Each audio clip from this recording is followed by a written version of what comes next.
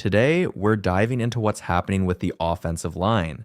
This unit has been under the microscope, and rightfully so, protecting Tua, opening lanes, setting the tone. It all starts up front. There's been movement, there's been reshuffling, and we're starting to get a real picture of what this starting five might look like when the season kicks off. Patrick Paul, the rookie with sky-high potential, is making waves already. And while there's been a bit of head-scratching about James Daniels lining up at left guard, a spot he hasn't traditionally owned, it looks like that's where the staff sees him fitting for now.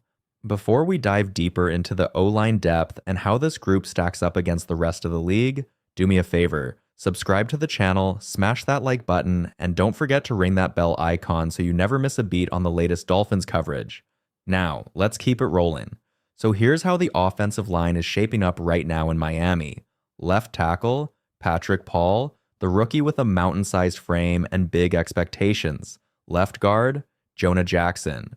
Once his rookie deal gets finalized, he's expected to plug in right there. Center, Aaron Brewer, tough, mobile, and built for this system. Right guard, James Daniels, sliding in from his usual right side comfort zone. Right tackle, Austin Jackson, who's returning after a solid campaign and a well-earned contract extension. That's the projected starting five. And unless there's a big surprise during camp, it'd be a shock if these weren't the guys out there week one. Now, some fans are wondering, why hasn't Jonah signed yet? Here's the reality. Only 2 second-round picks across the league have inked their deals so far. There's a bit of a trend happening, with many second-rounders holding out for more guaranteed money. This isn't about the Dolphins dragging their feet. It's just how the market is evolving. Still, assuming that gets sorted, Miami's O-line looks better, stronger, more stable. You're not staring at a gaping hole like you were in recent years, hoping someone like Liam Eichenberg, Robert Jones, or a late depth option would suddenly develop overnight. Austin Jackson just needs to stay healthy. He showed he can hold down the edge when given a full season.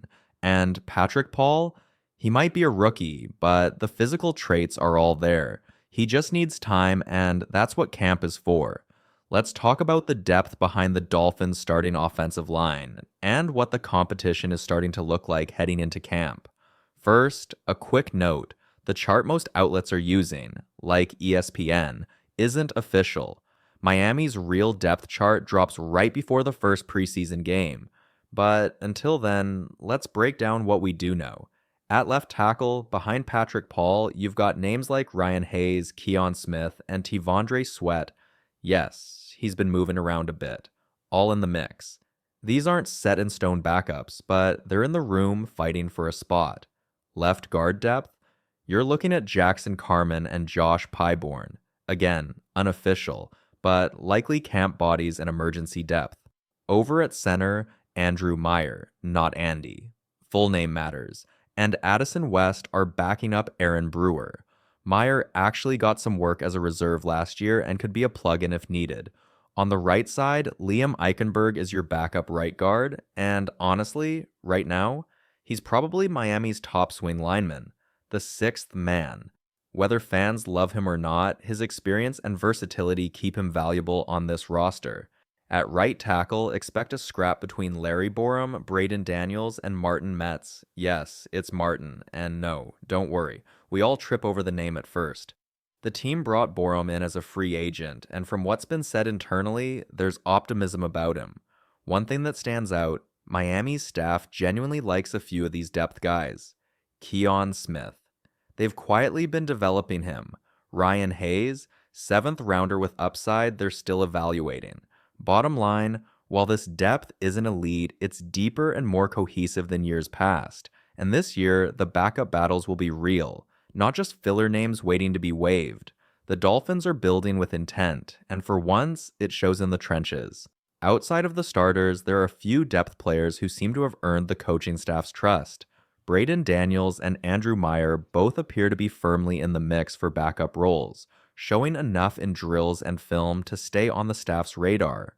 Then there's Byron Matos. As an international pathway player, he holds an exempt roster spot, which makes his path to staying on the team much more secure. But beyond those names, the rest of the group faces a serious uphill battle.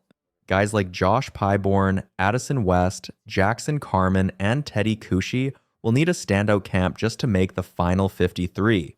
Carman, in particular, had a rough showing last year at right tackle, most notably against the Texans, and that performance may linger in evaluations. If we're projecting right now, the likely backup core looks like this. Keon Smith as the swing left tackle, Larry Borom backing up at right tackle, Liam Eichenberg. The utility man who can fill in at both guard spots and even take reps at center, Andrew Meyer, holding down the second string center role. That leaves the rest, Daniels, Carman, West, Pyborn, and Kushi, to fight for the final slots. Not all of them will make it, but here's the key. Miami's offensive line isn't just deeper, it's more competitive. Every rep this preseason will count. Every mistake will matter. And for once, the Dolphins might actually head into week 1 with solid starters and a reliable second unit behind them. Right now, Miami's offensive line feels like it's standing at a crossroads, improved at the top, but still vulnerable underneath. The Dolphins may treat this training camp like a testing ground, but the truth is simple. Depth still needs work. Yes, the starters are set, but if even one injury hits, and it's the NFL, so let's be honest, it will, the drop-off is steep. That's where the concern lies.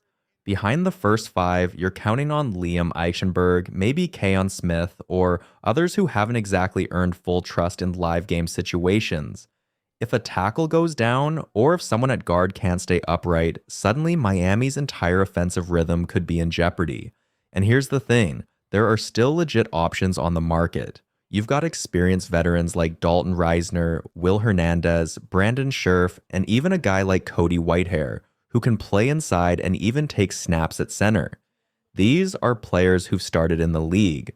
Players who can provide real insurance if Miami wants to shore up this line before it's too late.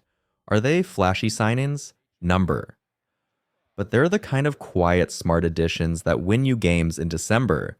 And don't forget about Jack Driscoll, who showed promise early in his career.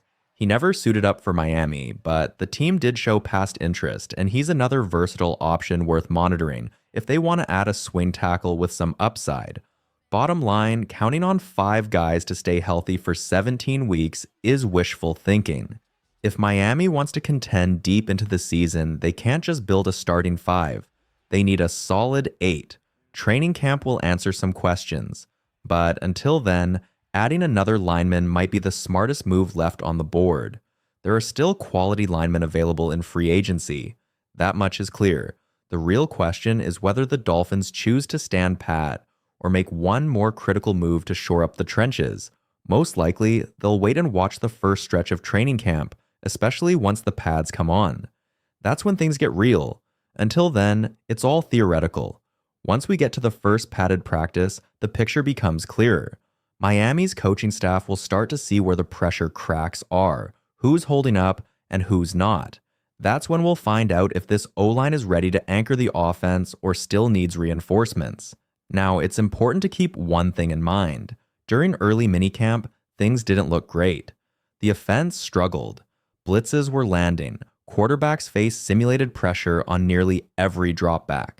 Sacks, near sacks, and multiple picks. It was rough. But, and this matters, those drills were non-contact. No pads, no full-speed blocks. And in that kind of setting, offensive linemen are at a disadvantage, especially when facing aggressive fronts. Pads change everything. Once the full gear is on, you can truly evaluate trench play. How the guards pull, how the tackles anchor, how the defensive line responds. It reveals who can handle pressure and who breaks under it. For positions like quarterback, receiver, corner, and safety, you don't need pads to measure performance. It's about timing, accuracy, ball placement, route discipline, and coverage. But in the trenches, you need contact, you need weight transfer, you need live reps. Expect the Dolphins to hold off on any big O-line moves until after they've seen what this group looks like with full pads and live action. And if the cracks start to show, Don't be surprised if reinforcements arrive soon after. As camp approaches, keep one thing in mind. The offensive line picture isn't final. Roster cuts are coming. Veterans might get released. The Dolphins could easily snag a surprise contributor from another team's depth. Right now, though, looking at the projected starting five, there's reason to feel cautiously optimistic. Assuming Austin Jackson and James Daniels stay healthy, this line earns a solid B grade. It's not elite, not a top 10 unit, but it's not a liability either. Call it middle of the pack, probably around 15th or 16th league wide. Where things get murky is the left side. Rookie Patrick Paul is the ultimate question mark. He has potential, no doubt, but he hasn't played a single NFL snap. Same goes for Jonah Jackson, who may start but still has a rookie learning curve to climb. But the rest? Proven. James Daniels brings experience and power. Aaron Brewer is agile, smart, and fits the Dolphins' zone-heavy blocking system. Austin Jackson, when healthy, proved he can hold down the edge. The issue, as always, is depth. If you're looking at who's most likely to stick behind the starters, 4 names stand out. Keon Smith, swing tackle potential Liam Eichenberg, flexible, experienced backup inside Larry Borom, big-bodied right tackle with starting experience Andrew Meyer, a trusted reserve at center everyone else. They're in a real fight for limited roster spots. The Dolphins typically carry 8 to 9 offensive linemen into the season. Not much room for error. Could Brandon Daniels sneak onto the 53rd? Maybe. Byron Matos? He stays, but only through his international player exemption, as mentioned before. What matters most now is how the competition plays out in camp. There's talent, there's potential, but there are also unknowns. The starters can hold their own. The depth guys need to prove they belong.